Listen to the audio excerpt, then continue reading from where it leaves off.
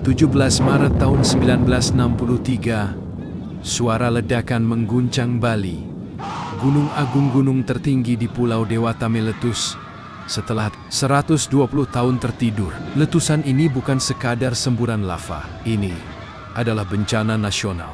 Awan panas, hujan abu, dan lahar dingin menewaskan lebih dari 1.500 orang. Sekitar 100 desa hancur.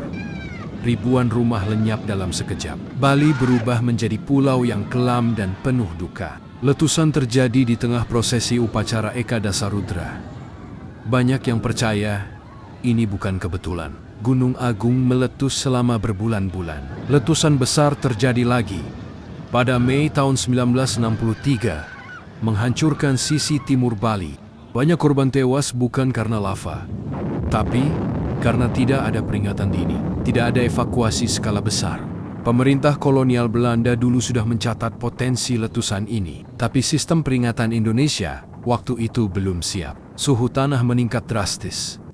Sungai-sungai mendidih. Hewan-hewan melarikan diri jauh sebelum manusia sadar bahaya.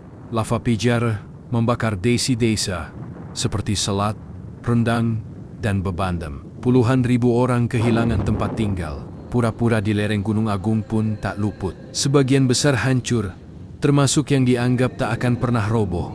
Para peneliti dari Amerika dan Eropa berdatangan. Letusan ini menjadi studi besar dalam sejarah vulkanologi dunia. Dampaknya tak hanya fisik.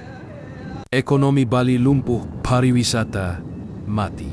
Ribuan hektar lahan pertanian tertimbun abu. Bantuan datang terlambat. Banyak korban selamat bertahan di tenda-tenda pengungsian dengan kondisi memprihatinkan. Menurut data geologi, letusan ini termasuk kategori VI5, artinya sangat eksplosif dan langka di Indonesia.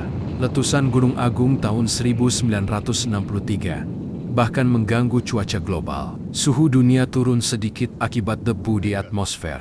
Namun, di balik kehancuran, masyarakat Bali bangkit perlahan. Pura dibangun ulang, desa direlokasi. Tapi masyarakat kini belajar untuk tetap waspada. Namun tak semua desa bisa direlokasi. Banyak warga memilih tetap tinggal di zona bahaya demi menjaga tradisi leluhur. Letusan ini juga mengubah cara Indonesia memandang gunung berapi. Sistem pemantauan mulai dibentuk secara nasional. Bali tak menyerah. Dalam waktu 10 tahun, pariwisata kembali pulih, tapi jejak letusan tetap jadi luka sejarah. Letusan Gunung Agung 1963 menjadi pengingat bahwa keindahan bisa menyembunyikan bahaya yang mematikan. Banyak generasi muda Bali kini tak tahu kisah nyata di balik letusan ini, seolah bencana itu dilupakan. Padahal, setiap ritual di Pura Besaki berdiri di atas tanah yang dulu pernah disapu lahar panas. Gunung Agung akan meletus lagi, itu hanya soal waktu. Dan pertanyaannya, apakah kita siap? Pada 2017, Gunung Agung kembali menunjukkan aktivitas. Tapi kali ini, masyarakat lebih siap. Ribuan orang dievakuasi lebih awal. Pusat vulkanologi aktif memberi peringatan setiap hari. Namun ada pelajaran penting dari 1963. Bencana tak membedakan kaya atau miskin, siap atau tidak. Letusan Gunung Agung 1963 tercatat sebagai salah satu erupsi terdahsyat abad ke-20 di Indonesia. Banyak cerita korban selamat tak pernah terdokumentasi. Kisah mereka hilang bersama rumah dan tanahnya. Bencana ini juga membuat dunia sadar. Indonesia bukan hanya negeri tropis, tapi negeri gunung api aktif. Hari ini, sebagian besar warga Bali hidup berdampingan dengan gunung. Tapi sejarah tetap jadi pengingat. Anak-anak sekolah kembali belajar tentang ke-1963 lewat foto, cerita kakek nenek, dan museum kecil di desa.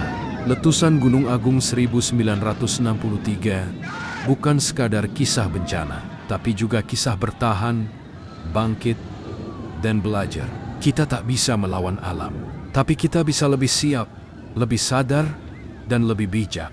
Gunung Agung mungkin akan diam selama puluhan tahun lagi, tapi kisah 1963 harus tetap diceritakan.